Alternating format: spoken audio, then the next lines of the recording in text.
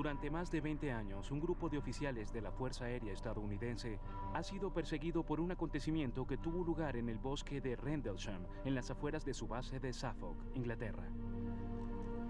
Sostienen que durante 2 noches en 1980 experimentaron un encuentro cercano con una nave no identificada.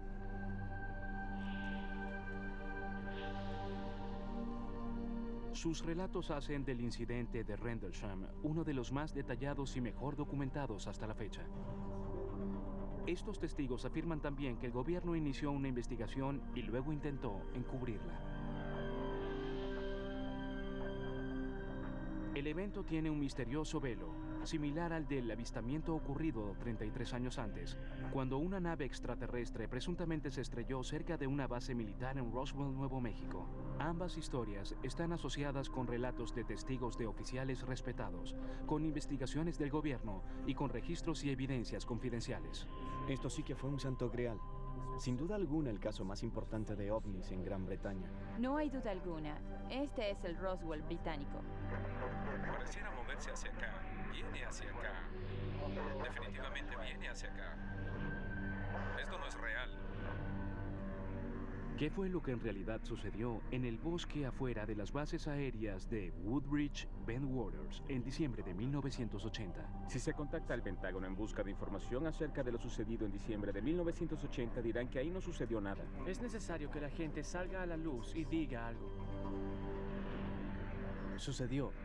Fue real y alguien más visitó el bosque de Rendlesham en 1980.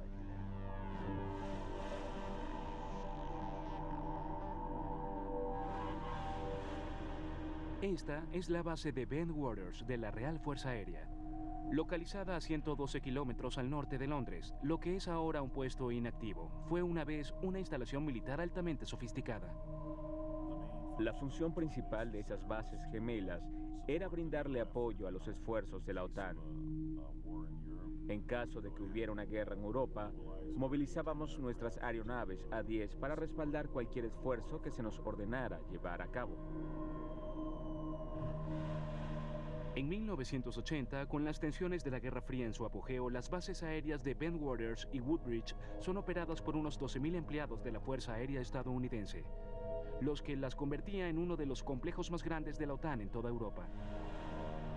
Pero la base, rodeada por el denso bosque de Rendlesham, guarda un secreto. Este era el área de almacenamiento de armas de Bentwaters. Lo que aquí se guardaba es oficialmente confidencial, pero los investigadores y observadores opinan que se guardaba un arsenal nuclear masivo debajo de estos búnkeres de concreto. Los extraordinariamente seguros búnkeres subterráneos, con capas alternas de acero, concreto, tierra, acero, concreto y tierra, guardaban alrededor de 300.000 kilotoneladas de equipos nucleares. Los aviadores estadounidenses asignados a esta base están altamente calificados. Están entrenados para enfrentar situaciones de vida o muerte con la mente tranquila y clara. Eso hace que los acontecimientos en Rendlesham sean aún más misteriosos, porque lo que vieron la noche de Navidad de 1980 hizo que estos rudos hombres temblaran de terror. Son las 3 de la mañana. El aviador John Burroughs está patrullando la puerta este de la base aérea Woodbridge como parte de su rutina como policía de seguridad. Seguridad inspeccionaba los campos de aviación, las áreas de almacenaje de armamento y esas cosas. Se controlaba la entrada de la base. El joven de 20 años ha estado con la Fuerza Aérea durante casi 2 años y ha estado asignado en Bentwaters alrededor de año y medio. Esta noche no hay nada más que ver que las estrellas en el cielo.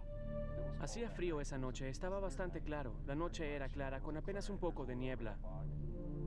Mientras caminaba, su superior, Bud Stevens, se detiene a su lado en un camión. Me buscó y me dijo que fuéramos a dar una vuelta.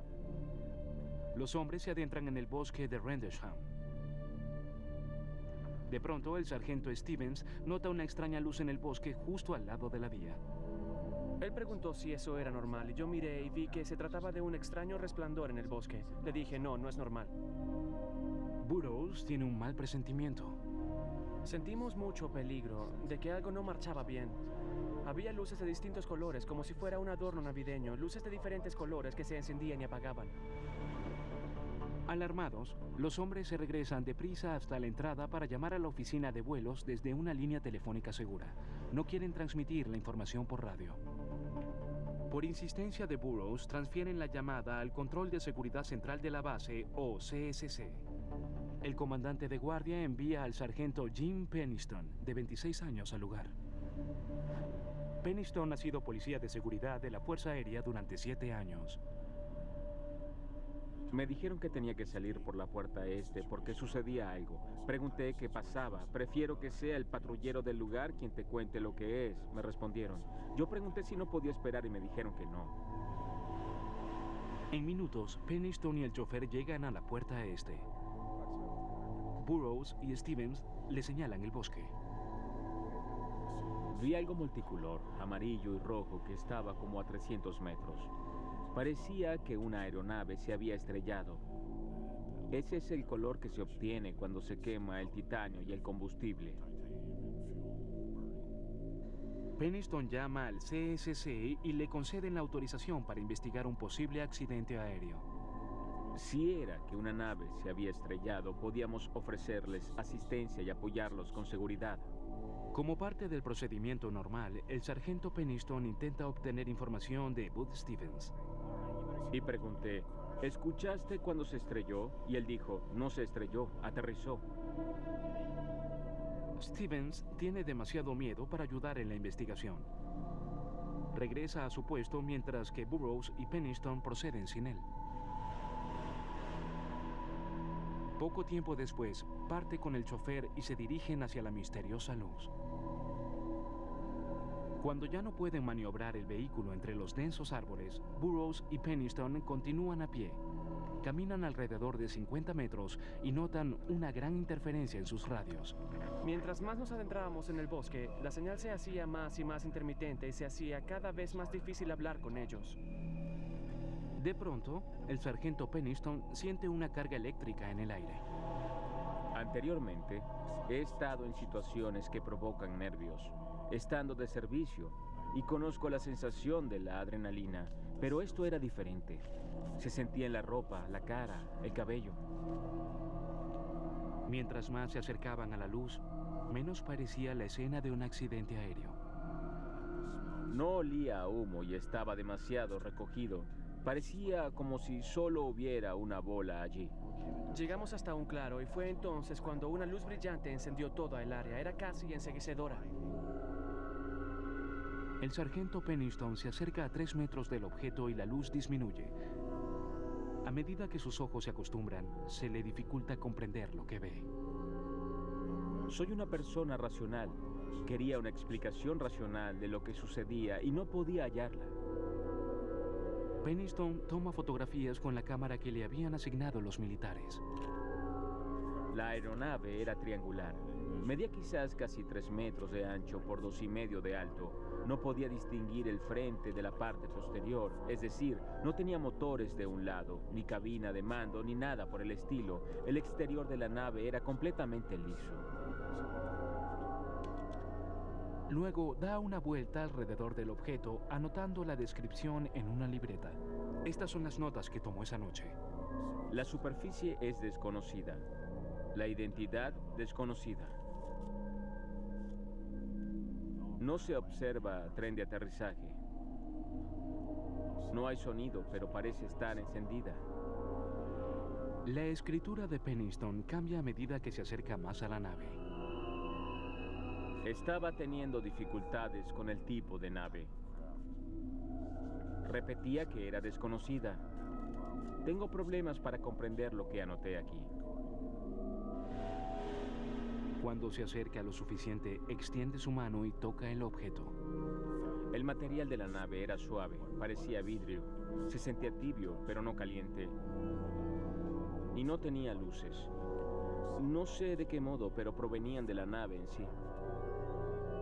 Al frente del objeto, Penniston nota varios símbolos extraños. También los copia en su libreta. Eran como marcas, no eran números ni lenguaje. Había varios, quizá 6 símbolos de aproximadamente 1 metro de ancho. No estaba entrenado para lo que estaba viviendo. Repentinamente, el objeto emite un rayo de luz enceguecedor. Los hombres se cubren. Luego el objeto despegó, se elevó y se alejó por encima de los árboles. La mejor forma de describir la velocidad de la nave al alejarse del área es quizás diciendo que fue un abrir y cerrar de ojos.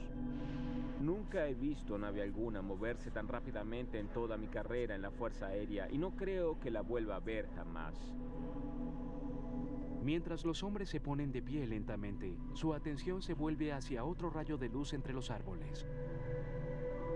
Primero asumen que es la nave, pero con una segunda mirada se dan cuenta de que se trata del faro Artful Ness, a 8 kilómetros de distancia. Burroughs y Pennington verifican sus radios. Están funcionando de nuevo. Ahora son alrededor de las 5 de la mañana.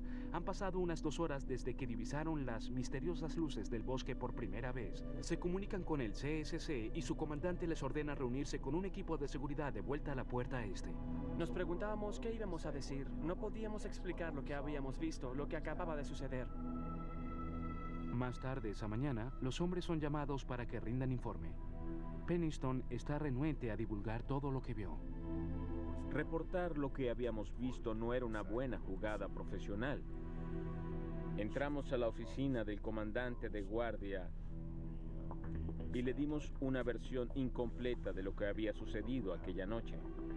Luego de rendir informe, Pennington dice que el comandante de guardia le hace una advertencia un poco disimulada. Nos dijo: señores, el proyecto Blue Book terminó en 1969 y a veces es mejor dejar las cosas tranquilas. El proyecto Blue Book era el nombre codificado de la controversial unidad de investigación de ovnis de la Fuerza Aérea estadounidense. Antes de que fuera disuelta, su objetivo era determinar si los ovnis eran una amenaza potencial para la seguridad de la nación. A pesar de la advertencia del comandante, el sargento Pennington no puede sacarse el extraño encuentro de la mente. Regresé a mi casa y no podía dormir. Debo haberme sentado en distintos lugares de la casa durante 1 o 2 horas y finalmente me dije: debo regresar allá. Regresa al lugar con un poco de yeso. Su plan: hacer moldes de cualquier hendidura hecha por la nave. No me iba a marchar hasta obtener respuestas. Quería algo tangible. Detecta 3 impresiones redondas en un patrón simétrico sobre el suelo. Tienen unos centímetros de profundidad y se encuentran a escasos 3 metros las unas de las otras. Había la misma distancia entre cada una de las marcas y tenían alrededor de 5 o 7 centímetros de espesor. Estos son moldes hechos por Pennington la mañana después de su avistamiento. Él cree que muestran las marcas que dejó la nave al aterrizar en el suelo del bosque. Decide no enseñárselas a sus superiores. Junto con sus anotaciones y el rollo de fotografías, el sargento tiene ahora los 3 moldes de yeso para ayudar a respaldar su historia, pero la evidencia física de Pennington no resuelve el misterio de Rendlesham. Tan solo 2 noches después, el ovni regresa y esta vez el subcomandante de la base hace un escalofriante registro de su propio encuentro. Ahora observamos lo que parece ser un rayo que baja hasta el suelo. Esto es irreal. Finales de diciembre de 1980. Avistamientos de una misteriosa aeronave en el complejo de Broadbridge Bentwaters de la OTAN en Suffolk, Inglaterra, han puesto nerviosos a muchos aviadores. Los extraños encuentros comenzaron la noche del 25, cuando aviadores reportaron haber visto luces inusuales. A tempranas horas del 26, 2 hombres aseguran haberse acercado a pocos metros de una nave que había aterrizado en el bosque aledaño. Es ahora la tarde del 27. El subcomandante de la base, el teniente coronel Charles Holt, de 40 años, asiste a una fiesta en el club de oficiales. Su celebración se ve interrumpida cuando uno de sus hombres llega muy consternado. Apareció blanco como un papel. Y no era el tipo de persona que se alteraba fácilmente. Era un ex infante de marina. Dijo: está de vuelta. Nos miramos y preguntamos qué es lo que estaba de vuelta. Respondió: el ovni. Luego de 2 noches de perturbadoras historias, Holt decide investigar por sí mismo. La policía pasaba más tiempo mirando hacia el cielo que vigilando las aeronaves que se suponía debían estar protegiendo. Era hora de ponerle punto final a aquello. Holt le ordena a un equipo de seguridad de 3 hombres que alisten sus equipos y que se reúnan con él en el cuartel. En minutos, parten hacia el bosque de Rendlesham. Cuando Holt llega, ya se ha colocado un cordón de seguridad alrededor del perímetro del bosque. A Holt se le informa de la situación y se le dice que el ovni ya no está visible, pero que los hombres están experimentando misteriosos apagones de sus reflectores de alto poder llamados superfocos. Holt y su equipo toman sus instrumentos, una cámara fotográfica, un contador Geiger para medir la radiación y un dispositivo de visión nocturna llamado Starscope. Me llevé mi pequeño grabador de cinta personal que llevo a casi todas partes para grabar lo que sucede. El equipo se adentra en el oscuro bosque. Yo iba a investigar y a mostrarles que definitivamente había una muy razonable explicación para todo. Lo siguiente es la grabación que Holt hizo esa noche. 45 metros o más del lugar de partida. Sospecho que está el punto de impacto. Tenemos algo de dificultad. No podemos hacer que funcionen los superfocos. Parece que presentan algún tipo de problema mecánico. Además de la avería de los superfocos, el equipo de Holt experimenta la misma interferencia en la radio que habían tenido Burroughs y Pennington 2 noches antes. Caminan por el área en la que Burroughs y Pennington reportaron haber visto la misteriosa nave, cuando Holt divisa cortes profundos en las cortezas de varios árboles. Parecieran haber sido golpeados por un objeto de gran tamaño. Holt le ordena a uno de sus hombres que les tome fotografías. Tomó fotografías de las hendiduras de los árboles y todo. Todo el tiempo se escuchaba el clic de las cámaras. El medidor Geiger comienza a registrar niveles altos de radiación, pero solo en las áreas que rodean el presunto punto de aterrizaje. Estamos obteniendo lecturas del árbol del que estamos tomando muestras del lado que da hacia el presunto punto de aterrizaje. Máximo 4 puntos. Hasta 4. Interesante. Correcto. Estamos tomando la medición ahora. 4. ¿Ese es lo más alto en el árbol? Sí, señor. Y si se acerca a la parte trasera, no hay lectura alguna. De pronto, el oscuro bosque cobra vida con ruidos. Escuchamos unos ruidos extraños de animales del corral del granjero. Están muy activos y están haciendo muchísimo ruido. Todos los animales del bosque estaban activos haciendo ruido. Y los animales del corral de la granja que se encontraban al lado del lugar también estaban muy activos. Uno de sus hombres señala una luz que resplandece en la distancia. Con su grabadora en marcha, Holt documenta cada momento de este encuentro. ¿Viste una luz? Tranquilo, ¿dónde? Justo aquí, al frente, entre los árboles. Allí está otra vez. Observe, justo al frente de mi linterna. Sí, yo también la veo. ¿Qué es? No sabemos, señor. Vimos un objeto resplandeciente rojo.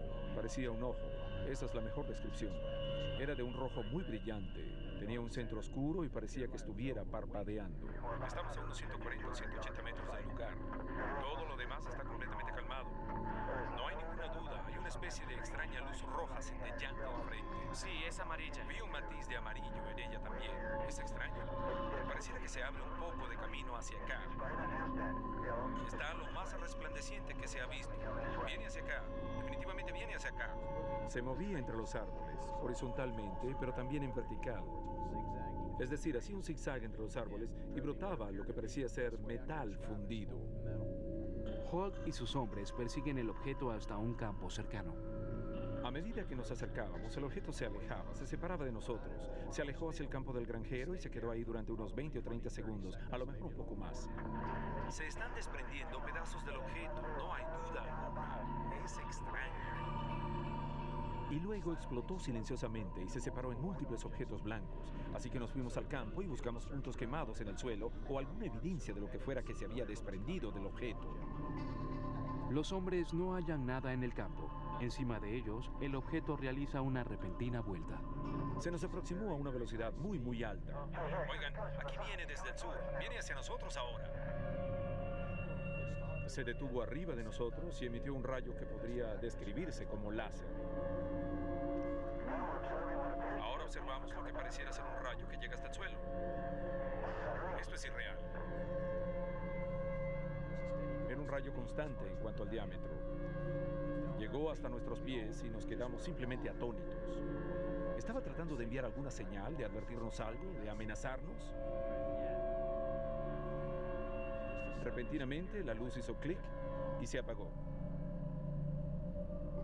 El objeto se marchó a toda velocidad. El equipo observa, boquiabierto, mientras se desplaza por encima de la base y continúa emitiendo rayos de luz hacia el suelo. Para algunos, pareciera que los rayos caen directamente sobre las áreas de almacenaje de armas de la base, en las que se dice que se guardan los misiles nucleares. Aún hay un objeto sobre la base de Woodbridge a aproximadamente 5 o 10 grados en el horizonte. Aún se desplaza de manera errática y emite rayos similares a los que reflejó anteriormente. En aquel momento, a la grabadora de Holt se le acaba la cinta. Aún hay una aeronave en la distancia, pero Holt y su equipo no están seguros de los pasos que deben seguir. No hay protocolo para lo que acaban de experimentar. Desconcertados y exhaustos, los hombres regresan a la base. El aviador John Burroughs, quien había visto un ovni 2 noches antes, llega al lugar junto con el sargento Adrián Bustinza. A Burroughs le preocupa de inmediato el comportamiento de los hombres que regresaban del campo. Se comportaban, no sé, de un modo extraño. Estaban alterados. Luego de una corta conversación, Burroughs divisa una luz azul resplandeciendo en el mismo claro que Holt acababa de examinar. El aviador está decidido a ahondar en la investigación. Lo estaba molestando y le decía, vamos, coronel, déjeme ir a ver. Así que finalmente nos autorizó a mí y a Bustinza a ir a echar un vistazo más de cerca. Los hombres se dirigen hacia el extraño resplandor azul en el campo. Rápidamente, la adrenalina comienza a fluir y Burroughs comienza a correr hacia el lugar. Me acercaba a lo que quiera que fuese y de pronto ya no estaba. El campo queda a oscuras, lo que deja a los aviadores asustados y confundidos. Simplemente desapareció. Estaba parado en medio del campo y no había nada allí. Burroughs se voltea hacia Bustinza con incredulidad. Me preguntó qué había sucedido y yo le respondí que no sabía a qué se refería. Me dijo que yo estaba como envuelto por las luces, como si de pronto estaba allí. Me cubrieron las luces y desaparecí. Burroughs y Bustinza regresan a la base. El segundo encuentro de Burroughs con las extrañas luces lo dejan con nada más que preguntas. No están al tanto de que ya se había iniciado una amplia investigación que involucraba agencias gubernamentales encubiertas. Los hombres aseguran que mientras regresaban a la base aquella noche, se dirigían a una conspiración del gobierno. Enero de 1981. Corren rumores alrededor de las bases aéreas de Woodbridge, Bentwaters, al este de Inglaterra, luego de que el personal de la Fuerza Aérea estadounidense allí asignado avista misteriosos ovnis. Muchos de ellos tenían ya varios años de servicio. Se trataba de testigos altamente entrenados. No eran recién llegados. La investigación militar que se iniciaría a continuación sigue siendo controversial hasta el sol de hoy. Los que afirman haber visto los ovnis creen que los militares estaban más interesados en el control de daños que en hallar la verdad. Lo que nuestro gobierno le hizo a estos individuos en nombre de la confidencialidad es absolutamente vergonzoso. Según estos aviadores, pronto se convirtieron en participantes involuntarios en una maniobra del gobierno para encubrir los hechos. Inicialmente, la investigación sigue el procedimiento militar regular. El subcomandante de la base, Charles Holt, un testigo, comienza a rendir informe a los aviadores que habían reportado ver la nave. No tuve alternativa. No podía ignorarlo. Había tantos testigos y tantas personas en tantos lugares diferentes. John Burroughs, quien vio los ovnis ambas noches, dice que su entrevista está claramente definida. Tomó nuestras declaraciones, las miró, dijo que eran algo alocado, que en realidad no había explicación para lo que sucedía y así fue como quedó. Otros, como el sargento Jim Penniston, dicen que luego de la reunión con Holt comenzó un proceso largo y perturbador. 2 semanas después de su entrevista inicial, Penniston es convocado de nuevo para rendir otro informe. Esta vez se reuniría con un equipo de investigadores de alto rango, la OSI. La OSI son las siglas en inglés de la Oficina de Investigaciones Especiales. Podríamos decir que es la policía discreta. Están ahí para complacer a la Fuerza Armada estadounidense y pueden entrar a la oficina de un general e incluso arrestarlo. Así de poderosos son. Cuando Penniston entra a la habitación, el ambiente no indica los mejores augurios. Comienza a rendir una declaración y le ofrece a los investigadores dibujos y anotaciones de su encuentro. Según Pennington, el resto de la entrevista no la tiene tan clara. Hasta el día de hoy tiene dificultades para recordar exactamente cuáles fueron las tácticas que utilizó la OSI para sacarle la información. Tomaron previsiones para asegurarse de que yo decía la verdad. Pentotal sódico. Y estoy seguro de que cedí por eso.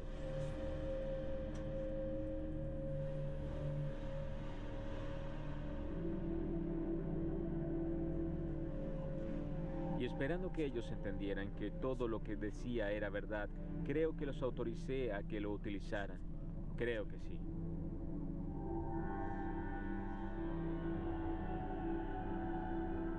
Para Pennington, la investigación de los militares tiene un matiz siniestro a medida que llaman a más y más hombres para ser interrogados. Poco después de los acontecimientos, el sargento Adrian Bustinza, quien había acompañado a John Burroughs al campo, es llevado a una habitación subterránea de la base para ser interrogado. Incluso en la actualidad, Bustinza se niega a hablar públicamente acerca de los hechos ocurridos esa noche. Según la autora Georgina Bruni, posteriormente él confió en ella. Le dijeron que lo que había visto era la luz del faro, pero él respondió que no, que había visto mucho más que eso. No estás entendiendo, ¿verdad?, le dijeron, y no dejaron que se marchara hasta que cambiara de parecer. Fue solo cuando le advirtieron que las balas costaban muy poco que él decidió aceptar la versión de que había visto el faro. Otros testigos también afirman que se les ordenó que olvidaran sus historias acerca de haber visto ovnis. Nos dijeron que no podíamos hablar sobre eso, que lo tratáramos como si fuera secreto, y eso fue todo. Según el aviador Burroughs, los signos de que el gobierno quería encubrirlo eran evidentes. Poco después de su interrogatorio, Burroughs regresa a sus guardias. Mientras hace sus rondas, puede ver que el bosque está colmado de actividad. Había vehículos que salían de Woodbridge, que se dirigían hacia el bosque. Había helicópteros que circundaban el lugar. Así que algo sucedía, exactamente qué, no lo sé. El subcomandante de la base, Charles Holt, está también consciente de las actividades encubiertas que se llevan a cabo en la base.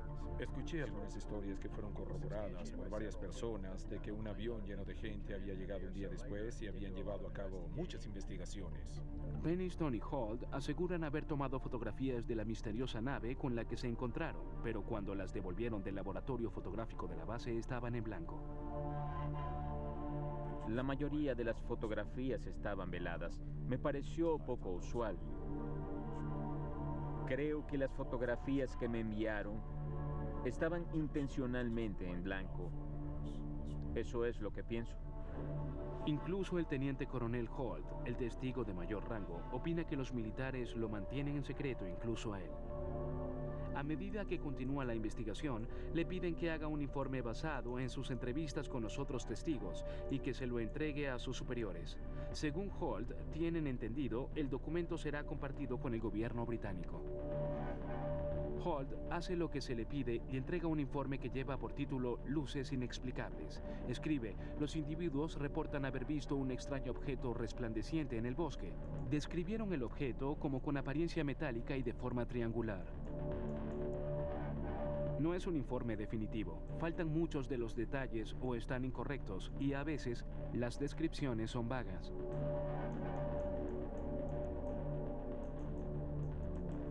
El informe no era para fines públicos, estaba destinado a ser una especie de recordatorio para el Ministerio de Defensa, incentivarlos a hacer una investigación apropiada. Sus superiores archivan el informe y las extrañas luces no regresan nunca a la base. A la larga, los rumores acerca de una nave extraterrestre desaparecen. Durante 3 años, el público se mantiene al margen en cuanto a lo sucedido en las bases aéreas. Luego, en 1983, surge un nuevo testigo con un sorprendente relato acerca de un encuentro con un ovni. Un encuentro que solo acentuaría el misterio de Rendlesham. Prepárate a conocer un...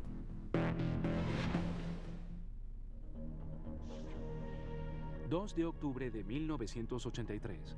El tabloide dominical británico News of the World llega a los puestos de periódicos con el encabezado OVNI aterriza en Suffolk, y es oficial. El artículo relata que una misteriosa nave, controlada inteligentemente, invadió los cielos encima de las bases aéreas de Woodbridge Bentwaters a finales de diciembre de 1980. Pero lo más intrigante es que se ofrece un segmento de evidencia escrita, un informe oficial del gobierno que confirma los presuntos avistamientos. El documento fue escrito por uno de los hombres que se topó con el misterioso objeto, el subcomandante de la base Charles Holt. Tenía todas las radios locales, los canales de televisión, las televisoras japonesas, alemanas, rodeándome, queriendo saber la verdadera historia. De ahí en adelante, cada uno de los periódicos del Reino Unido publicó esta historia durante alrededor de una semana. El informe titulado Luces Inexplicables ofrece una breve descripción de los encuentros de finales de diciembre. Incluye la descripción de Jim Penniston de un extraño objeto que hacía maniobras entre los árboles, así como el relato de Holt sobre una luz roja como la del sol en el cielo nocturno. Pero ¿cómo llegó a colarse la historia hacia el público? El documento conocido como el informe de Holt fue sacado a la luz pública por Larry Warren, un ex policía de seguridad de la Fuerza Aérea asignado a Bentwaters.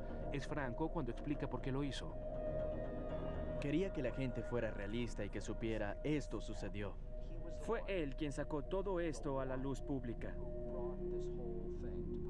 Fue específicamente su información la que trajo como consecuencia el Acta de Libertad de Información, que a su vez llevó a la publicación del llamado Documento de Holt.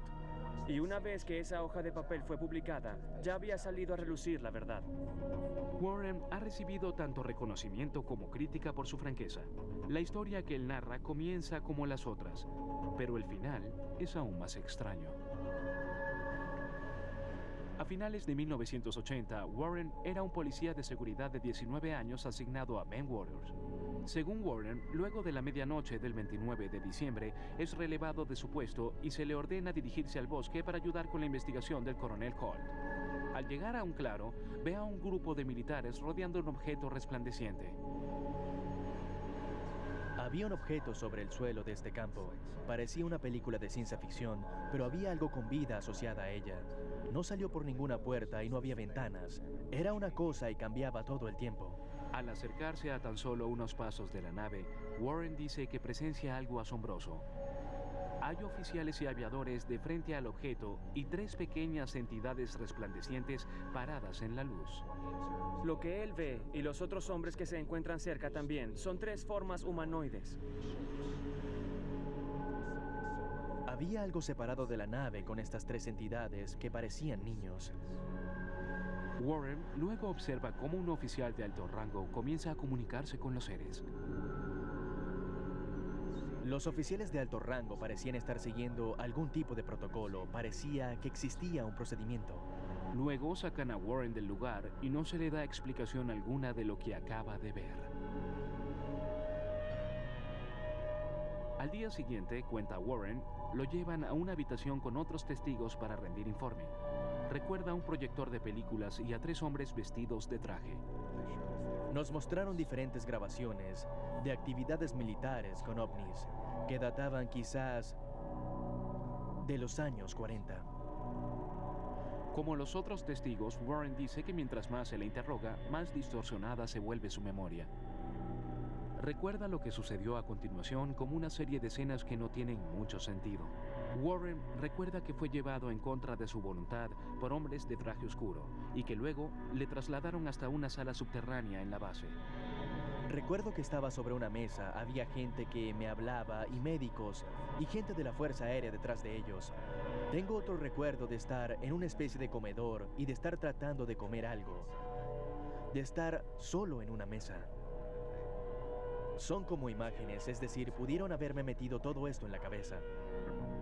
Warren dice que no está seguro si lo que recuerda es real o si estas imágenes fueron plantadas por los investigadores militares para confundirlo y distraerlo de lo que en realidad sucedió.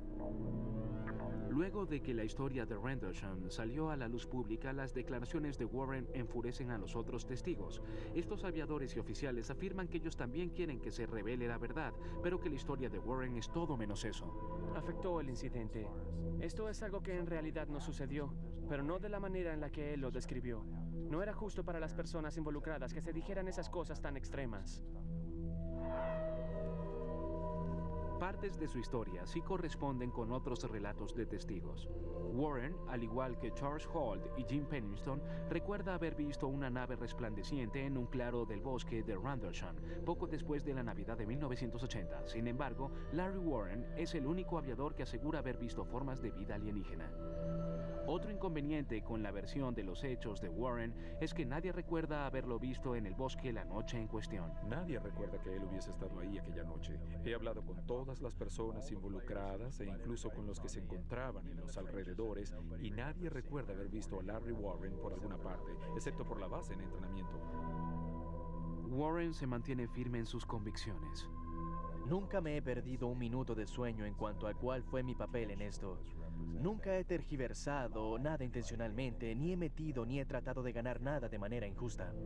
Las contradicciones en torno al caso de Rendlesham han sido muy frustrantes para los investigadores de ovnis. Mientras hay testigos múltiples y confiables, aviadores entrenados para ser buenos observadores y mantenerse calmados bajo circunstancias extremas, las discrepancias entre sus historias son difíciles de ignorar. En los años siguientes, los investigadores luchan por revelar el misterio. Luego, en el año 2002, archivos gubernamentales confidenciales revelan nuevos hechos acerca de esas misteriosas noches en el bosque. El supuesto lugar donde la nave alienígena aterrizó. Desde 1983, el incidente de ovnis de Rendlesham ha acaparado la atención alrededor del mundo, pero incluso en la actualidad no hay explicación para lo que el personal de la Fuerza Aérea estadounidense asegura haber visto en el bosque y los cielos de Suffolk, Inglaterra. Algunos expertos que han revisado los informes sobre las extrañas luces y la nave resplandeciente han concluido que estos avistamientos son un simple caso de ilusión óptica. El mayor retirado de la Fuerza Aérea y astrónomo James McGehee se enteró del incidente por casualidad. La primera vez que escuché acerca del caso del bosque de Rendlesham fue en 1983 cuando estaba en la base conduciendo un ejercicio militar allí en una asignación temporal. Durante su recorrido, descubre que a 8 kilómetros de las bases gemelas, en las orillas del Mar del Norte, se encuentra el faro Orford Ness. McGehee piensa que los testigos confundieron este faro con un ovni. Si se está a la intemperie, bajo un cielo oscuro, una fría noche de diciembre y el faro da vueltas, reflejando este brillante rayo de luz que se mete por entre los árboles, seguramente tendrá algún efecto poco común. La luz se esparce con los árboles. John Burroughs mencionó este faro en su primera declaración a los superiores.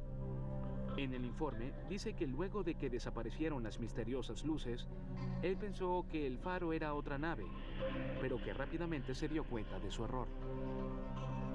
Quiero aclarar algo, por si alguien quiere darle un giro. Si leen la declaración, en especial la mía, se distingue bien entre lo que vimos al principio, el hecho de haber visto luego la luz del faro, de haberla seguido. En ninguna parte digo que pensé que la luz del faro fuera el objeto.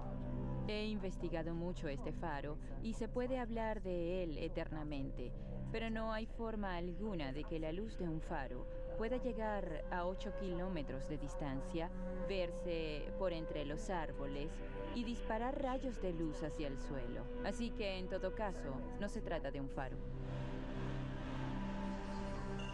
Pero McGehee asegura que hay una segunda explicación para las luces en el cielo y no tiene nada que ver con ovnis. En la noche del 25 de diciembre, alrededor de las 9:30, un satélite Cosmos penetró de nuevo la atmósfera de la Tierra.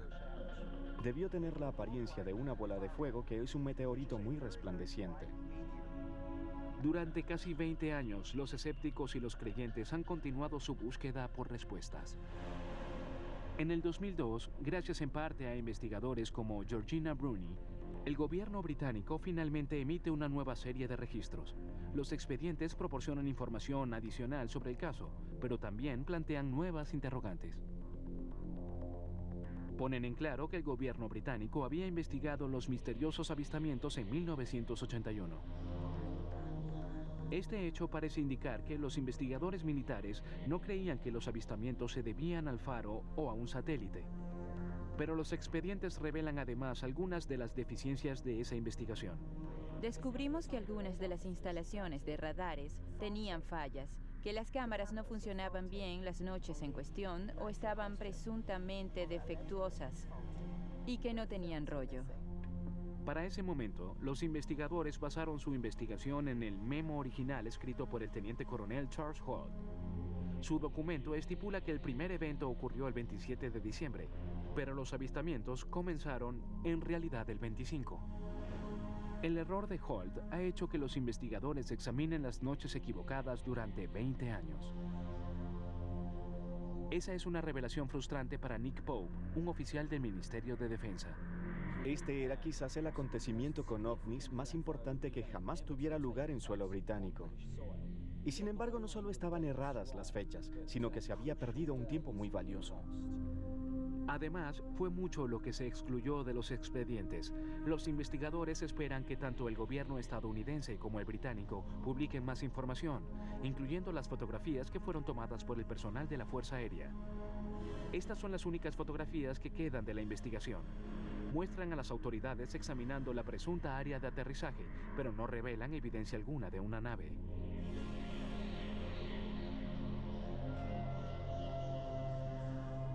La posición de los funcionarios de la Fuerza Armada estadounidense es que los acontecimientos no representan ninguna amenaza para la seguridad nacional. Para muchos, esta declaración no suena cierta.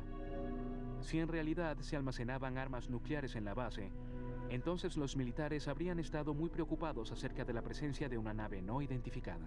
Había objetos que volaban por encima del área de almacenaje de armas y que emitían rayos de luz hacia el suelo. Si eso no tiene importancia desde el punto de vista de la defensa, entonces ¿qué lo tiene? Los escépticos lidian con la misma pregunta, pero en sus mentes, la respuesta de los militares reafirma su posición de que no hubo visitas de ovnis en el bosque de Rendlesham. Esto fue durante la Guerra Fría. Hay que tener en cuenta que la seguridad en estas bases era muy estricta. Cualquier cosa que sucediera cerca de la línea de combate en la que había estas costosas aeronaves tácticas o en las áreas de armas, de inmediato causaba una reacción por parte de la base entera. Se habría despertado a todos y habrían actuado ante algo como eso. Y por supuesto, eso no sucedió. Incluso Charles Holt, el subcomandante de la base, se siente frustrado en cuanto a su búsqueda de respuestas. Me la pasaba pidiéndole respuestas a Moreland, el líder del escuadrón y oficial del vínculo británico. ¿Acaso no le importa a nadie? ¿No les interesa? Sentía que me dejaban de lado. A pesar de que continúan presionando al gobierno para que dé más información, algunos investigadores opinan que los expedientes que faltan y errores cometidos al comienzo de la investigación militar puede que hagan del caso de Rendlesham un misterio perdurable. En cualquier investigación, sin importar lo que se investiga, si no se aprovechan las primeras 24 horas para tratar de hallar la verdad, las probabilidades de éxito disminuyen rápidamente. El problema con el incidente Rendlesham es que sucedió en época navideña. Muchos de los miembros del personal clave estaban de permiso, y creo que hubo un poco de vacío para la toma de decisiones. La información recientemente publicada no es suficiente para que los hombres que tienen que ver con Rendlesham dejen el incidente ya en paz. Por ahora ellos poseen unas cuantas piezas de evidencia intrigante que resta de sus extraños encuentros. Los moldes de yeso de Penniston y los dibujos.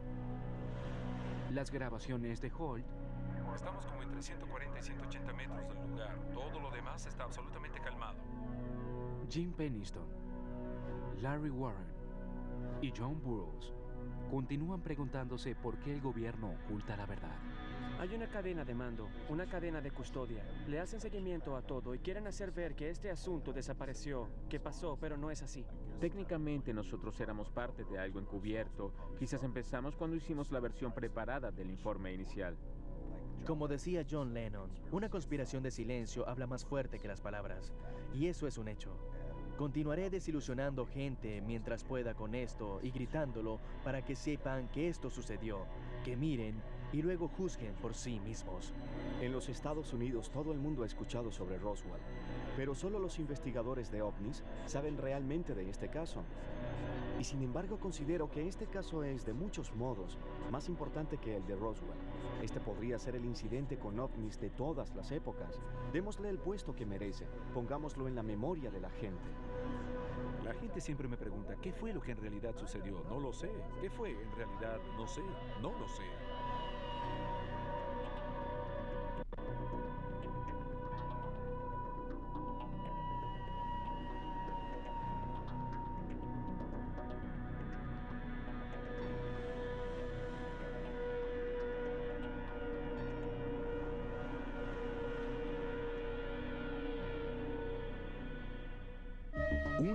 para encontrar